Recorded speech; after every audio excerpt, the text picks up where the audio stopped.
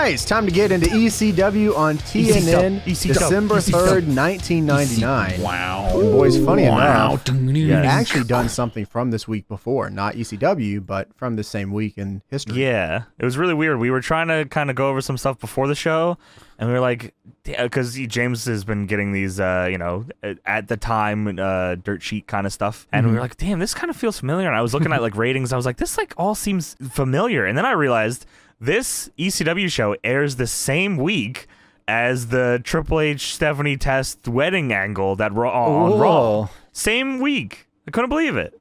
Yeah, that's actually pretty neat. You know how time kind of... It's pretty good week for wrestling, actually. Sure, yeah. Other than maybe WCW, but that's different. Well, I was saying earlier, I feel like we have to review that Nitro eventually now, because that thing is messed up. Too. Yeah. I'm not going to go over the results of it, but if you listen to the review that we did for the Stephanie Test wedding, we go over it there and a lot of other dirt sheets up there. So who knows? Maybe when you watch it, it turns out to be the best show ever. Maybe it is. It always ends up that way. That's how it works. Yeah, I would recommend, if you haven't listened to that review already, go listen to that one and then come to listen to this one, because it's kind of going to go hand in hand. Yeah. Before we get into all this, of course, we like to talk about some stuff that was going on in the world and the ratings from maybe the other shows that were going on this week. So, Johnny, you got any of that stuff? Yes. Well, this episode of ECW on TNN, now, mind you, from all accounts, TNN didn't advertise any of their goddamn shows ever. They kind of just were waiting for the WWF to finish their deal with USA to join up. Yeah, exactly, actually. TNN actually hated ECW. Which is insane, because... But then, I guess maybe because ECW made fun of them every single week. That's what... But again, they made fun of them they because... didn't advertise them. Yeah, right. Though I guess, I don't know, maybe the network angle would have came eventually, no matter what. Didn't help. Yeah. So, ECW and TNN on December 3rd, which is the show we're reviewing, drew a 1.01 rating with a 1.7 share. I don't know what share means, so... don't crucify me there. Which made it the highest rated show on the station for that night. Roller Jam that followed dropped to a 0.55 rating. How did Roller Jam not draw? Why did wrestling fans not want to see Roller Jam? Was Heyman on that show still at this point, I'm assuming? Wow, I actually don't know at all. Yeah, I have a feeling he did like announcing for it, but I don't know how strong that was. Yeah. Once again, ECW's audience grew throughout the show, peaking at a 1.21 rating for the Limp Bizkit angle, which is really why we tuned into the show. Yeah. How did things peak like that? Because it's not like you could just go to Twitter and you think and find out. The only way you could do it is if your friends go, "Oh my fucking god, Fred Durst is on the TV right now." Right? Yeah, exactly. Turn to channel 21. They did some like bumpers at the beginning, like Fred Durst and Limp Bizkit's gonna be on later, so maybe like people called their friends. And you had to text them up, call them up. Yeah, that's crazy. Texting wasn't even a thing. Email. Page them up. I am and your friends. Maybe what it was that the real diehard Roller Jam people were tuning in at the end of ECW, and it just so happened that that was the Limp Bizkit angle. So that doesn't make sense at all. No, well, it dropped because all the ECW people left. Oh, right. Yeah. So the 0.55 of the Roller Jam like people tuned in. Okay, ECW. The diehard Roller Jammers. Yeah. Of course, on the other show, according to this, the Thanksgiving holiday held up the ratings by a day. We only have sketchy ratings information at press time. This was Meltzer, I believe, said this. The November 29th ratings will turn out to be something along the lines of Raw did a 6.4 and Nitro did a 3.4 based on preliminary figures available before deadline, which is insane. Yeah, Roller Jam in the mud. Yeah. The other numbers I was looking at, I think it has Raw at a 6.5 and Nitro at a 3.1. So obviously, as he said, it's skewed, so it could be less or more for either show. But Raw doing a 6.4 is crazy, man. That's insane. I mean, obviously that was a big angle. Simpsons numbers is true. It's not even a joke. Yeah. Obviously the wedding angle was a big deal. So probably a lot of people tuned in for that. And Nitro, God, that Nitro show it reads fucked, but I guess we'll have to see. Yeah. Of course, just before the night before this ECW show, same week, in the Thursday night battle on 12/2, SmackDown, with all the media publicity leading into the show, did a 4.64 rating, which is actually right at its recent average. The Thunder Show, in opposition to this, because I thought Thunder was on Wednesdays, but I guess sometimes it was on Thursdays too. I think they actually switched nights. Yeah, they switched nights. They actually started. Okay. Well, I believe Thunder at some point during his live started Tuesday? At like 11 p.m. Oh right, yeah. Okay, I see what you're saying. Yeah, the Thunder show in opposition did a 1.94. Ranging from a low 1.48 for Maestro versus Kaz Hayashi to the high of a 2.30 for Sid Vicious versus Lex Luger. The overall viewing audience was a 9.2 million. So 9.2 million wrestling fans were watching Thursday wrestling. Whoa. That's awesome. There's not even 9.2 million wrestling fans left. There's not even 9.2 people in the world. That's crazy. I don't know how that works. Yeah, Meltzer wrote that down here too. Correction. Last but not least, just for fun here, Sunday Night Heat did an unusually high 4.13. What the fuck? Yo, what the hell? I kind of want to know what happened on that Sunday Night Heat. That's as high as like the Nitro. Like that. What the? Sunday Night Heat beat Nitro. Dude, that's... Okay, here's the Heat card. I have to go over this real quick. Yeah, sure. Val Venus defeated Prince Albert. Taka Michinoku defeated Mark Henry. Big Boss Man defeated The Godfather. And the Acolytes versus the Mean Street Posse, I guess, went to a no contest. Was this the Heat before the pay-per-view? No. I don't think so. Was there a pay-per-view Armageddon? Because didn't you say Triple H took time off after this wedding Well, because angle? it's Vince and Triple H at Armageddon. Right. No, but Armageddon's the week after. It's December 12th. Why the hell did this show do big so well? Sunday Night Heat, guys. Did people tune in to find out what happened on? Is that what people, or was there something on MTV going on at the time? I don't know. Well, you gotta remember, Heat before it became Heat was actually a pretty they cared about it a lot. They had big matches on it. Yeah. This card wasn't too no, it fantastic. Won't, but I guess people just wanted more WWF. I guess so. It did a 4.13, and WCW Saturday Night, of course, the night before that, did a 1.5, making it the second lowest rated show on the station between 9:30 a.m. and 1:30 a.m. So, of course, Saturday Night was an earlier show. Saturday Night, historically, after back in the early days, of TV wrestling, Saturday was a good deal. But then as time went on, it was not a good deal. No, anymore. People were going outside. Yeah, but not on Sundays. Yeah, that's true. Sundays, everybody's home. So we have some notes from the Observer here. Observer from December 12th, 1999.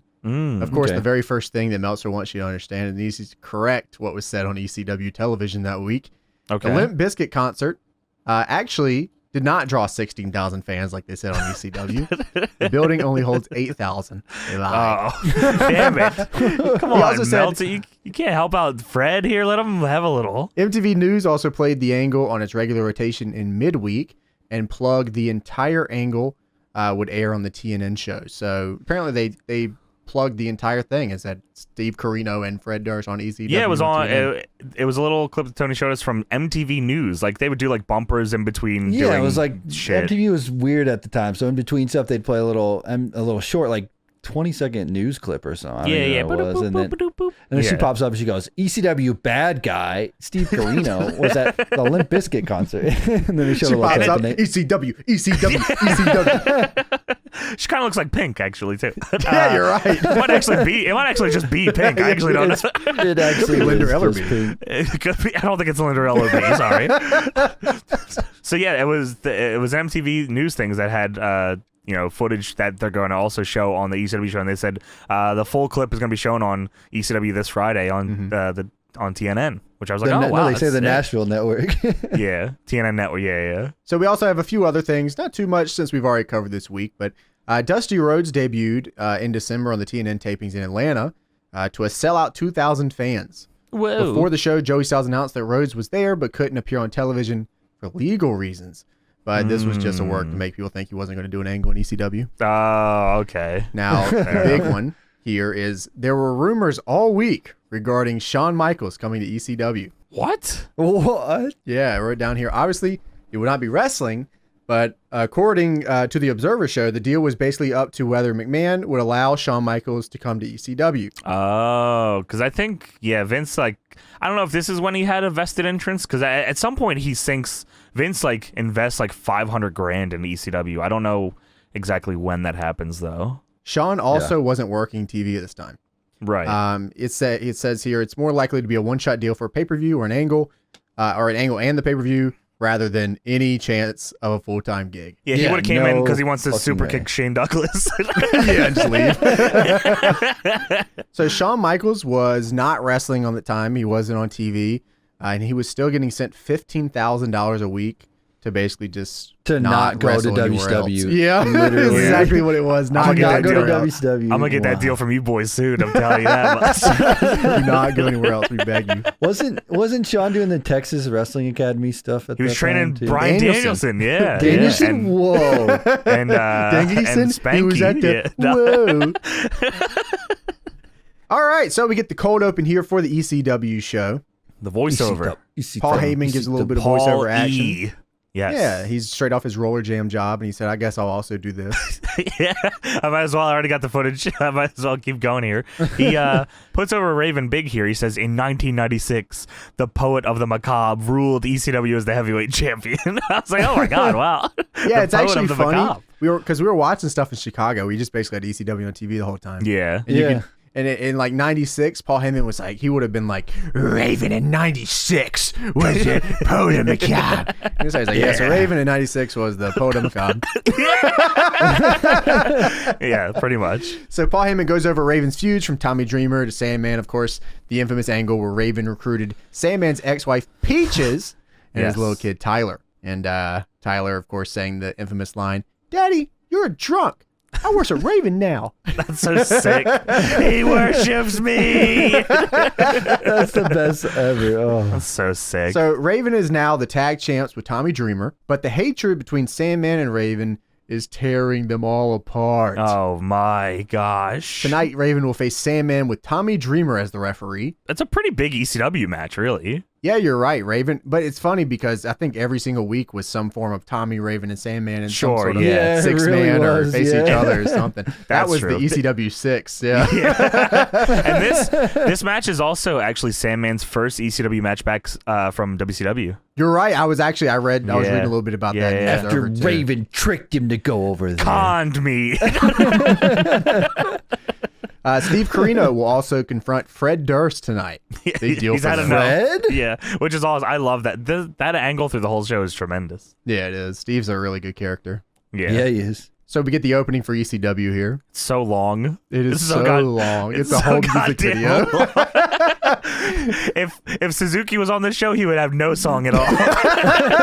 There's no time for it. I do love the opening with like Extreme Championship Wrestling. Yeah, I pop for it every time. I like it a lot. And there's a lot of sweet clips in it too, and they eventually add the Fred Durst clip to it as well. Oh, that's cool. Yeah. Yeah, but just like 3 minutes long. Like it's the whole song. Yeah, Fuck. it is the whole song exactly. Yeah. So we have the ECW on TNN opening with Joe Gertner and Joey Styles in the ring. This is usually how they open their shows up here. This is at the ECW Arena in Philadelphia. A couple fun signs at this arena before you get in. Is there always a guy with a whistle? Not what's his name? Blowhorn? Not or whistle? No, like. No, I don't. ECW. You go back and watch ECW. There's unless it's a network dub thing, it's always like. They dubbed in the whistle. I think so because they needed to cover up the theme songs. You know. I definitely think they dub over ECW chants later in this segment. Oh, they do. Yeah, they definitely do. They do. Yeah, but you can still hear it over it. But there's a couple fun signs here. One of them, honk if you're Irish. You're spelled wrong.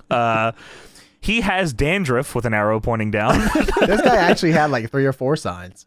Yeah, was it all the same guy? Yeah, it was all the same guy. Those are the 2 I remembered. Oh, there's another one that you missed. I can't believe you didn't get this. There's one for Just Incredible later that I liked, but there was one that said Ike Turner Fan Club. How great. Oh, yeah, he also had a sign that said Limp Bizkit fears Corino. There was a double sign with his buddy beside him, and they held it up, and they went together. Awesome. Double signs? Yeah. I love it. That's tremendous. So Joel Gertner grabs the microphone from Joey Styles as he has to do his intro. Joel Gertner says, I am Joel. I make 'em holler for $1 and do some strange for some change. Gertner. And Joey's just sitting there shaking his head the whole time. Every week I gotta do this shit. Yeah. I'm surprised he never ran out of things to say. So he always had new bits, man. Yeah, absolutely.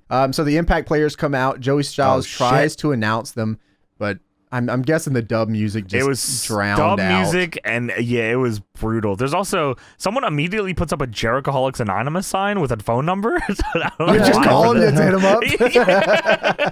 Help. There's once Justin Credible comes out here, someone holds up a sign that says, "You're still Aldo." That's fucked. Of course, Aldo Montoya. Then they start chanting "Just a pussy" at Justin Credible. Please chant that all the time at DPW, by the way. Just for fun. Yeah, it doesn't even matter if anyone in the ring or not. But they're trying to dub it over here on the Peacock version of the show because I guess they don't want that chant on the show. So it's like ECW chants, but it's not well edited. It doesn't work at all. Yeah. It's like, we should have watched the non-Peacock version now. I don't know if we could have found it. I looked for it and I couldn't find it. So okay, so they just did like the pay-per-views kind of. Are they working on getting down the TNN episodes? Or maybe they did, and I didn't look too hard. I'll be honest. Okay, with you. that's cool. I mean, it was just a 45-minute. You know what I mean? Yeah. Unless you think maybe they did that on the OG because TNN didn't want them saying "pussy" on the show. There's no way. They just played straight up copyrighted music. They played the entirety of Inner Sandman. Yeah. There's no way. But didn't they get around that the same way UFC gets around it? There's no way that's ambient real. Noise. There's I think no way. The entirety of the song all the way through. I think so. Yeah. Wow, Paulie, man, that's a carny piece of shit right there. So the Impact players come out. For people who do not know, the Impact players are Justin Credible, Lance Storm, Jason Knight, and Dawn Marie. Jason, the sexiest you put some more respect on Jason's name. That is the world's sexiest man, Jason. The world's sexiest man, that's what it was. His famous pose of sitting there with his arms crossed. He added so much. What the fuck? I would also like to give a very big shout out to Dawn Marie for being Dawn Marie. Was she just Dawn Marie, or was she Dawn Marie bitch here to coincide with Sunny being Tammy Lynn Sitch? You know what? They were feuding at the time. Yeah. So I'm not entirely sure, but Dawn Marie works for me here. I agree, yeah. But shouts out expeditiously. That's true. Justin Credible says, Joey is talking to the tag team champs, and Joey said, I'm going to let you try that one more time. Joey says, Justin is jumping the gun here because they're not the tag team champs. That would be Raven and Tommy Dreamer right now. Yes. And Justin says, well, that's why there are guys like Rhino and Candido to take the bullet for him. Oh. And guess who comes out? Rhino and Candido. You damn right. But guess who else comes out? Yeah. Sonny, Tony. Tony, you got any thoughts? Tony. What are you thinking there? Whatever Justin Credible did with his kendo, that's what I was thinking. Dude, he just started He did my gimmick. He did my gimmick with taking liberties. That's sick. He just started jerking off the cane directly at her. I was like, all right, Sonny Drew. just immediately grabs it. I was like, okay. That's true. Candido says that he carried Lance Storm, and the only reason Justin is here is because he brought him here. Yeah, it was. Candido said, "I carried your stupid Canadian ass for over a year," and then he goes like he's hyping it up like he's gonna say something crazy about Justin Credible. Don't edit me. Don't take this off the show, Paul. The only reason you're here, Justin, is because I brought you here. What the fuck? Okay. And Rhino then chimes in with, yeah, enough of the talk. Let's just kick their fucking asses. Let's kick their fucking ass. And then gores the world's sexiest man, Jason. What the fuck? You just standing there with his arms crossed. He's just chilling. Why you do that? Damn it. Bastard. Everyone starts brawling. It's actually broken up pretty quick. Crowd starts booing. Then Sonny Dawn and Dawn Marie do the start cat fight. fighting. Cat fight! The cat fight thing is probably my favorite commentary thing here. My favorite trigger. Yeah, it's really good. Yeah. Must have been cold in that arena, too. Yeah, well, it always is when somebody comes out, it December, seems. of course. It was cold. So we go backstage. Jack Victory is talking to Steve Corino. What's wrong, bro? Steve Corino says, I cannot concentrate with all this damn music next door. There's a very loud concert going on next door. With 16,000 people. Incorrect. Bullshit. Wrong. The Limp Bizkit concert is too loud, and Corino has an important match that he needs to get ready for. What match? Where's the match? Who knows what the match? I don't know what the match was meant to be. It never happens because he was so distracted. He said, Rhino's not paying attention to me. Tajiri lost at the pay-per-view. I don't know if I'm doing something wrong. I don't know if I'm doing something right. What? This is all Fred Durst's fault. But I'm going to go over there and tell everyone at that stupid concert what Steve Corino is all about. And then he's walking away. He's like, you coming with me, Jack? And he's like, oh, you're just like Rhino and Tajiri. And he's like, I hate Limp Bizkit and I hate stupid rock and roll. I also hate rock and roll. Yeah, me too. So we get Super Crazy versus Ikudo Hidaka. Dude, what the fuck? This match rules. Yeah, so Super, I've told you guys a story before. Super Crazy, one of my favorite guys growing up. Yeah, Super Crazy is the coolest wrestling name ever. The Insane Luchador, your favorite? Yeah, that's awesome. Yeah, I mean, like that's the shit. My name is Super Crazy. Yeah, Hell yeah, I was like, whoa. That is the crazy song. Yeah, he starts wrestling, he starts doing a bunch of bullshit. I'm like, wow, this is awesome. Yeah, he does his entrance here, moonsaults into the ring, and kicks the microphone out of the ring announcer's hand mid moonsault. He doesn't even care. He just backs up off. Whatever. Fuck it. Don't get my way next time.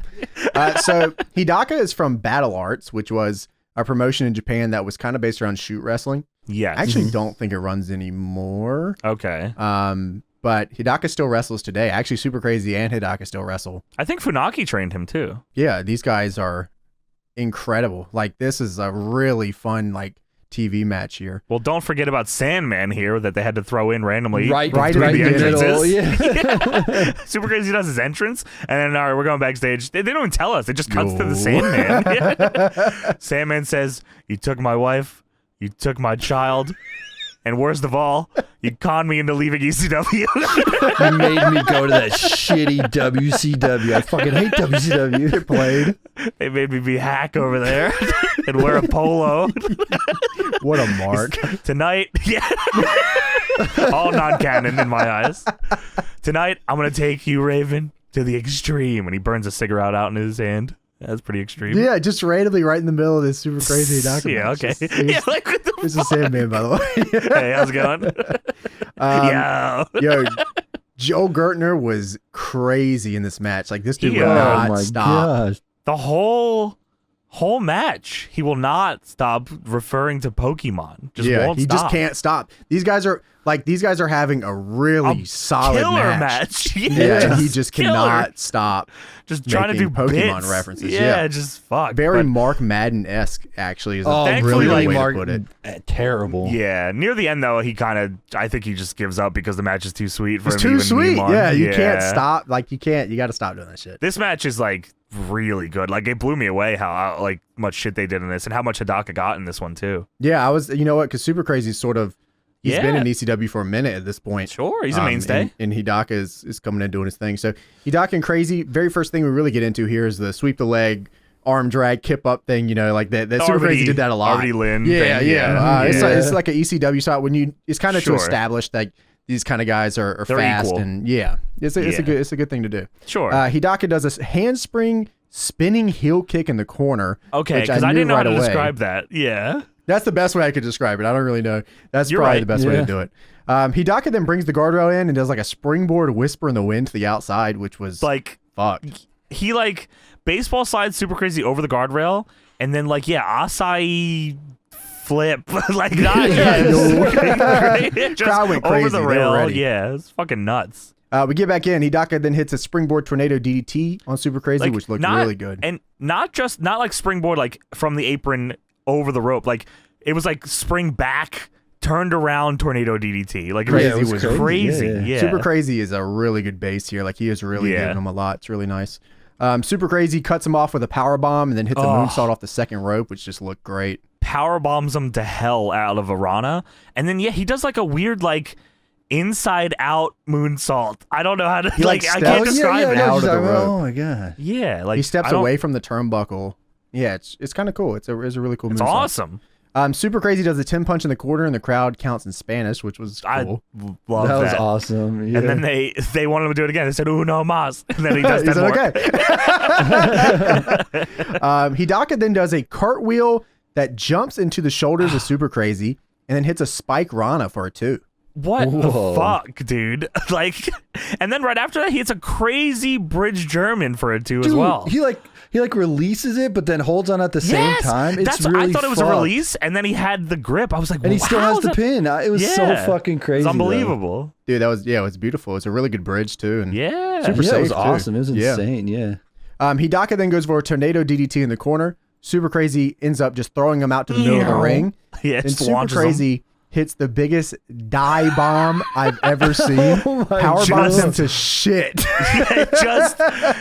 Hidaka hits the mat 5 seconds before Crazy does. Like, it's a sit-out power bomb, though. Right. It's crazy. He hit the moonsault off the rope and top ends up rope getting the win. Luther salt. It wasn't like moonsault from the top rope. It was in the middle.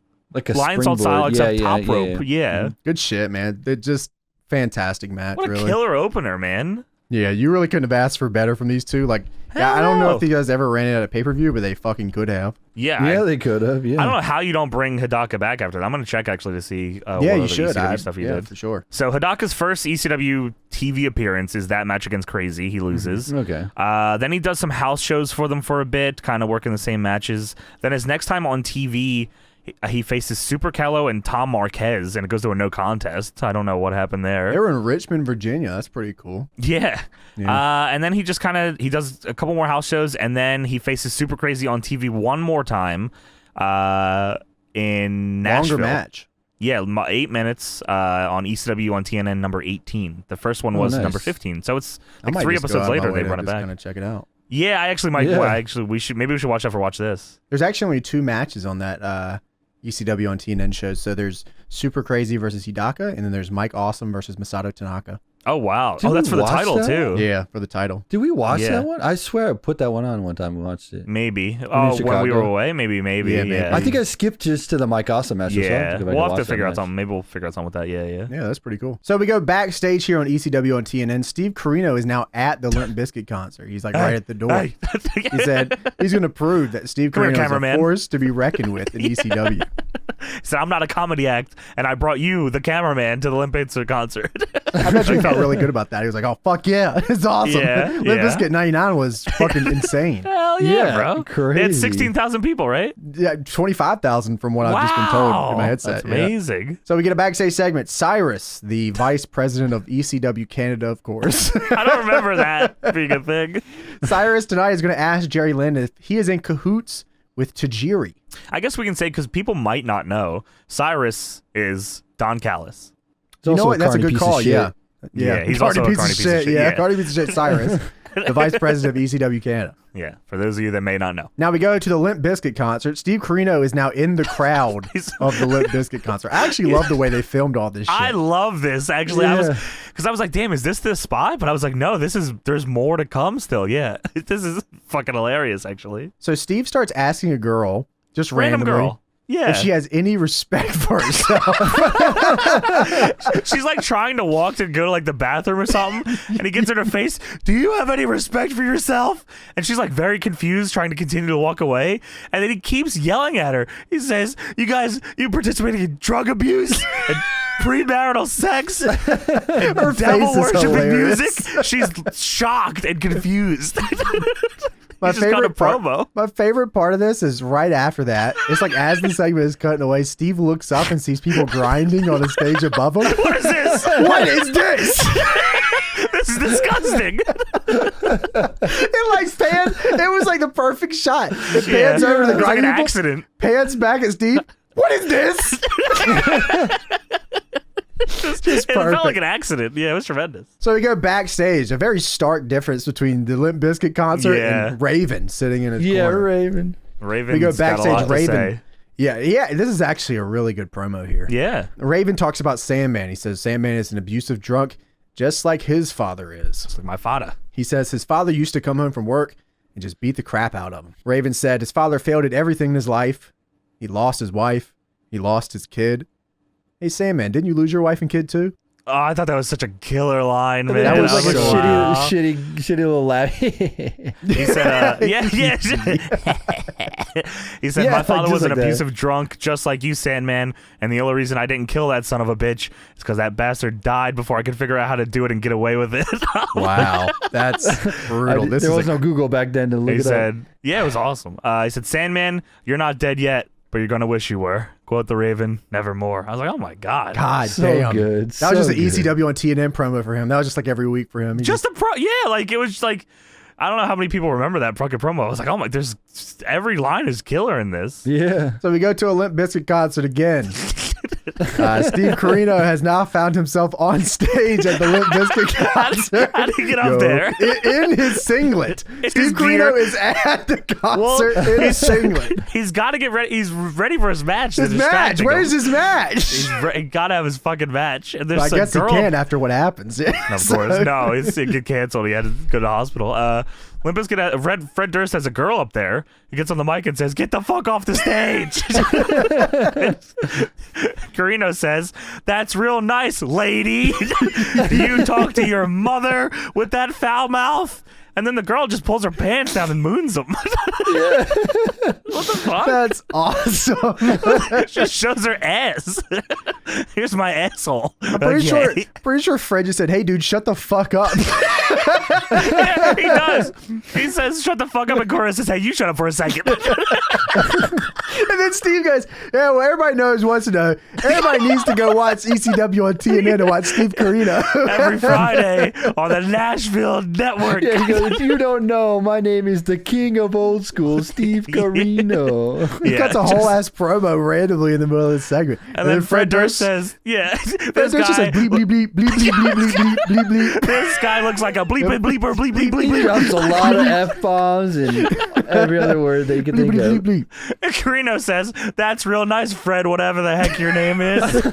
Why does Corino's mic sound so much better here than fucking Fred? Fred's eating his mic, dude. Yeah, Fred's got to back up 6 inches off the mic, man. Come on, Fred. You do this for a living. Corino says, "All I could hear was 15,000 drunk," and the crowd pops huge. Stoned. They're losing it some more. He's talking about me. I'm not done yet. Then Fred says, "Bleep, bleep, bleep, bleep, bleep, bleep, bleep." Hey, crowd, why don't you give him a big bleep, bleep? And they do it. Yeah, I couldn't believe it. They go, "Why don't you give this guy one big fuck you, motherfucker?" Yeah. And the only reason I know they said it is because I could hear the crowd. They go, "Fuck you, motherfucker." This is sick. And then it cuts to Joey and Joel, and Joey's trying to cut a little gimmick before the next match, and Joel just grabs my and goes, "Limp Bizkit," with a big ass smile on his face. You do it all for the nookie, the nookie, the nookie, and the nookie does it all for me. Joey's shaking his head to back. Yeah. Limp Bizkit. The big ass smile on his face. That little fucking freak. I realized after watching this, I am Joey Styles when you tried to do the bit at the meetup, and I'm just shaking my head in the back when you're trying to play that sound on the soundboard. Oh shit! Button number 3. Yeah, and I'm just Joey Styles. Oh my god. Joel Gertner would have loved that bit. Yeah, he actually would have really been into it. So we go backstage. Cyrus meets with Jerry Lynn. Well, not Jerry Lynn. We come in and Cyrus is on the phone and he says, "Yeah, I think we should send him to Memphis. All right, I gotta go." Okay. So there's a big ass bingo sign on the wall behind him, and Jerry Lynn walks in and says, "Oh, so this really is a bingo." There's a little sign under that as well. It says, it's just a printed sign, creative department. Cyrus says, "So what's the deal with you and Tajiri?" Says, "We can't be having the boys book their own angles. It's just bad for business." You figure it out. What a nerd. Cyrus says, "Jerry, I'm with the creative department. You can tell me." And Jerry Lynn just looks at him and goes, No, he doesn't. No. He just says no and leaves. Just as simple as no. And then just walks away. Little asshole. All right. Well, now it's time for the main event. Ooh. Raven versus Sandman. You're right, man. This is a pretty big match. Hell yeah. I mean, like, when you think of ECW, I'd say the Mount Rushmore of ECW has Raven and Sandman on it, right? Yeah, and Dreamer. it has to, Dreamer, yeah. Raven, Sandman, Dreamer, and the fourth unit, you could argue with, Funk or Sabu or there's a lot of people that could RVD. fit in there, I think. It's just tough to say. I mean, obviously Raven, Sandman, and Dreamer have the tenure longer than RVD would, but it's if you go by on TV or in angles, it's probably just incredible. Yeah, incredible. Or I mean, I guess you could put Heyman on there. Really, Jason Knight. Yeah, the world's sexiest man. It should be four Jason Knights up there. I agree. So Raven versus Sandman. Tommy Dreamer is the referee for this one, so he's out first. Raven is, of course, tag champion, I believe, with Dreamer, right? That's correct. With Tommy Dreamer. Yes, that is correct. I don't think Dreamer brought the title though. He did not. Raven won't stop spitting. Just can't stop. Just hawking loogies right into the crowd almost. Right in the middle of the ring, too. Like, you got to roll on this in a second. Wow. Sandman's music hits. Dreamer starts dancing, of course, as you do. On Peacock, does it really hit? God damn it. They do the whole Sandman entrance with this shitty dubbed cursed music. It's not awful as far as dubs go. It is awful. No. It's not Enter Sandman for sure. But as far as like bad dubs go, there's a lot worse. You know the New Jack one that plays every freaking match. New Jack. See, I don't mind the New Jack one as much as this one. I think the New Jack one's actually the New Jack one now. Yeah, I've heard the Sandman one from. They played in like DVDs and stuff, so I've heard it like a million times. It's just not the same tempo. It's not like it's not even. You shouldn't show the full Sandman entrance without. Sandman does a 5-minute entrance, and I don't know what's going on during any of it because it's not. It's the whole entrance. Like, fuck, it's cursed as hell. I can understand not licensing every song, sure, and I get it. But if the there's dude's one entire gimmick is this. Not only like this was an entire run for him with this song. Come on, Come on, just the one. And he does the whole entrance with the beer. He almost falls off the guardrail at some point. Multiple times. He's having a good time. It's great. Yeah, it would have been better not. He's happy to be back in ECW. Yeah, I mean, he looks great too, actually. Yeah, he actually does look really good. Yeah, I think he. Same with WWF. Like he started getting. Whenever he got the big runs, he started like taking it serious. And he went back to ECW to give up. He's oh hell, I can drink beers and shit again. It's awesome. So early on here. I'm not entirely sure how Raven started bleeding. He was, I don't know. They're fighting on the floor. He was thrown into a post, I think, right? That was after he was bleeding, though. Yeah, Sandman just punched him and he started bleeding. Like they come back. You think he gave him just like a knuckle shot and it just busted him open? Because they come back from commercial, a table's flipped over and they're just brawling on the floor. So like I don't. That was the beginning of the match. Actually, the table was flipped over. Table flipped over. He was bleeding before they even went to that table. Yeah. Oh, really? Yeah. Okay. So it was like really early on. It must have happened. Maybe they had a cut. I don't know what happened. Maybe just gigged for fun. Yeah, that'd be awesome. Sounds about right. Raven, immediately suplexes Sandman through a table on the outside. That's just the start of the match. It was like, reverse the suplex, put him like tables propped up on the barricade. That's their go-to commercial spot. Yeah. Cool. We come back. Raven does the drop toe hold into the chair on Sandman. Love it. Vintage Raven. Sandman goes for a flipping senton into the ring on Raven, who's laying on a table. But Which Raven is moves. propped up on a chair. Yeah, the indie chair thing with the table, almost with the glass like you would see it nowadays. With a door with the table. Because I think one of the table legs was broken or something. I guess so. Or Sandman was just lazy and didn't want to prop it up. Sandman eats shit on this pie either way. It just goes to the table. Like it looked cool too because he flips over the top rope from the apron to do a senton onto Raven. Raven just sits up and Sandman eats shit through the table. My favorite part about it is Sandman eats shit and then Raven just sits on the broken table, just kind of lays there. Doesn't give a shit. I'm already bleeding. Dude, even also, okay, so after that, Dreamer starts doing a double down 10 count. Pretty fucking fast count there, brother. Maybe you slow it down a little. It was maybe the fastest 10 count ever. 1, 2, 3. The crowd's like going with it, 2, 4, 5, 6, 7, 8. Oh I could see Dreamer ribbing them too by doing that too, though. Absolutely. Raven puts Sandman in a sleeper, and then Sandman does a thing where like he rushes backwards, but like he slams Raven into the broken table, and it looks like it hurts so goddamn much. Dude, it is the nastiest looking thing ever. Oh my god! He just eats shit on the edge of the table. Gnarly, like Raven's like fucking shaking his leg. He's like, damn it, that hurts so bad. Fuck, it looked like it hurt. Jesus. Raven then hits a low blow on Sandman, then does headbutt to Sandman's dick. Yeah, just whatever. What a little asshole, man. Yeah. Then Candido rolls into the ring out of nowhere, and the first thing he does when he rolls into the ring is he low blows Tommy Dreamer. Oh, well, just before that was Sandman did the cannonball through the table. So there's a table. There's 2 tables in the ring fucking now, by the way, propped up in opposite corners. Raven's sitting in front of one of the propped up tables, and Sandman just is running cannonball through it. Like that. Oh, yeah, cannonballs always look ridiculous. Yeah, it looked awesome. And then Candido comes in as Sandman's going for the cover and low blows Dreamer. Just low blows him, just straight up. Rhino comes in and gores Dreamer. They're not there to beat up Raven or Sandman. They're just here to beat up Dreamer. It's crazy. This whole segment is fucked. I have so many notes just for like what happens next. So post match. Yeah. So Candido comes in, low blows Dreamer. Rhino gores him. Yes. Rhino then gores Sandman through a table in the corner. Through the other table. Yeah. What? Peaches then comes in the ring and looks at both Sandman and Raven. I believe this might be Peach's return to ECW. I think so, because I think she was gone after that angle. Raven pinned Sandman after that.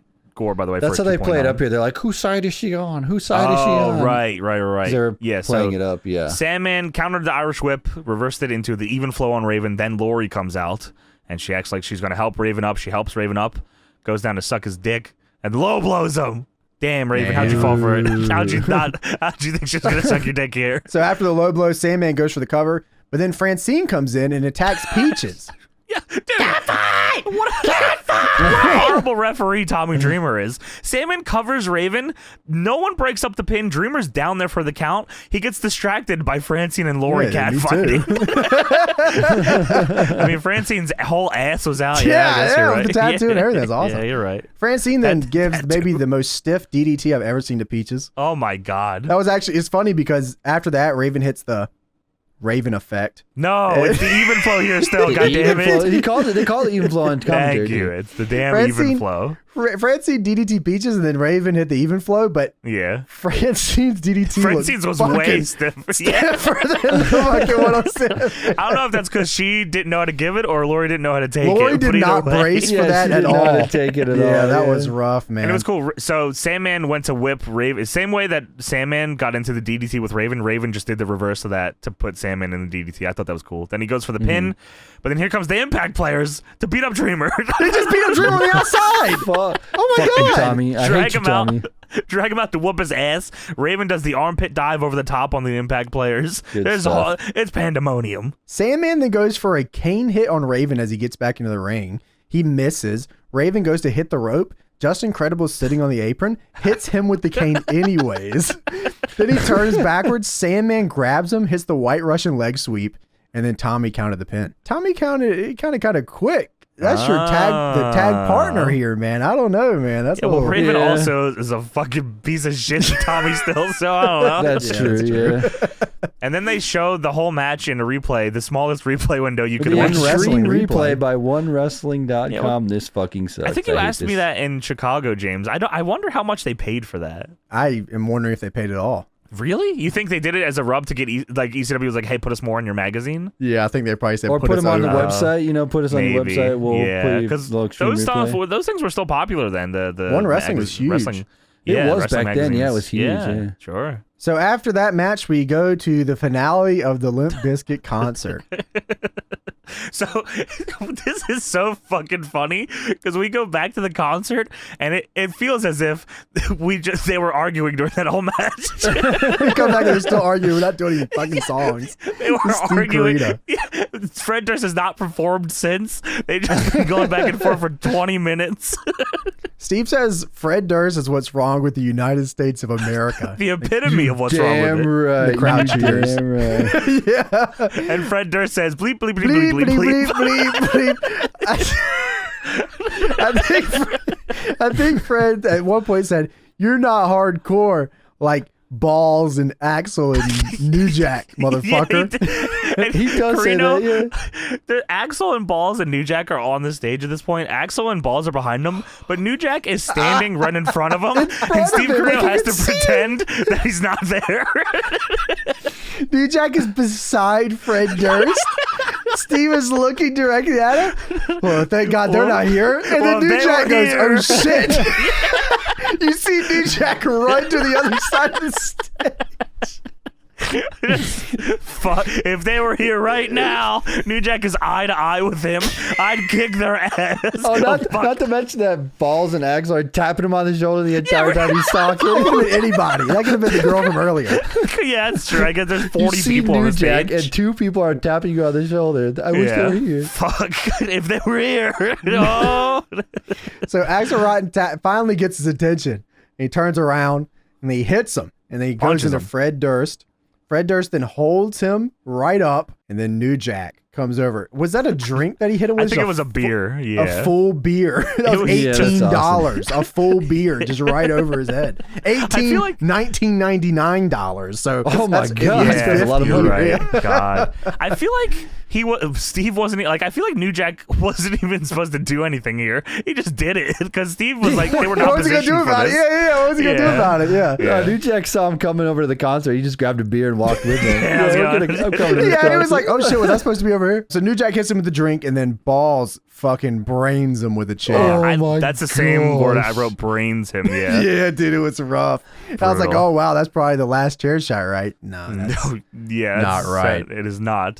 Fred high fives them all too. Hell yeah, I think Fred was huge in the ECW. I think he was. There was an ECW chant in the crowd too. New Jack then holds Steve Corino, and he's fucking just bleeding. Like he's just holding him by the head, and he's just bleeding. Yeah. Fred says, "Get his ass off the stage," and he thinks about it.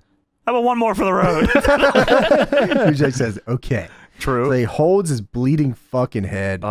Axel Rotten then hits him again with this fucking hard. Oh my God, this chair shot. Worse than the first one, I feel like. Yeah, this was just rough.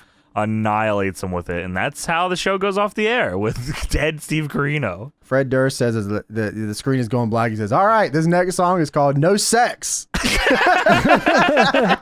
And excess no sex as well. What a great ending to the show. You got Steve Corino fucking bleeding on the ground, and this next song is called No Sex. That's is ECW. It No Sex? Yeah, it's called No Sex. Oh, that's right. That is one of the songs. You're right. So what was the Steve Corino match? Because he doesn't get a match the next week either. Well, this was, where did they say this concert was? Maybe we can get to the nitty gritty of this. Peoria? Peoria is what it is. Yeah, Indiana? Illinois. Peoria, Illinois. So let's get to the nitty gritty here. Where was ECW Peoria? where was ECW? When were they in Illinois in '99? I found. Oh, that's 2000. He only wrestled one match in Peoria, and that was in 2000. Maybe he was getting ready for his match in 2000. It was Jerry Lynn and Tommy Dreamer versus Scotty Anton and Steve Corino. Damn it. I think that's right, boys. I think we figured it out. All right, and that was ECW for December 3rd, 1999.